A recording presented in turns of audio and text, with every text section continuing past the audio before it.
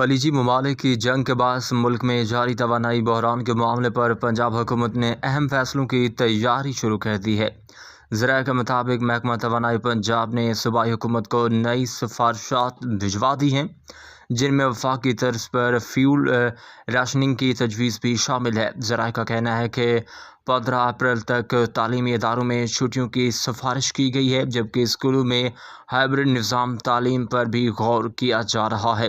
اس کے علاوہ پیٹرول اور ڈیزل کی منصفانہ تقسیم کے لیے کوپن یا ڈیجیٹل سسٹم متعارف کرانے کی تجویز دی گئی ہے، جبکہ مخصوص دنوں میں محدود گاڑیوں کو ایندھن فراہم کرنے کی سفارش بھی شامل ہے۔ ذرائع کے مطابق نجی اداروں کے لیے ورک فرام ہوم کے ہدایات کو سخت کرنے اور غیر ضروری تقریبات پر مکمل پابندی لگانے کی تجویز بھی زیر غور ہے۔ مزید یہ کہ پبلک ٹرانسپورٹ کو فروغ دینے کے لیے میٹرو اور بس سروس بڑھانے، LED بل بورڈز اور آئلینڈ لائٹس بند کرنے کی سفارش کی گئی ہے۔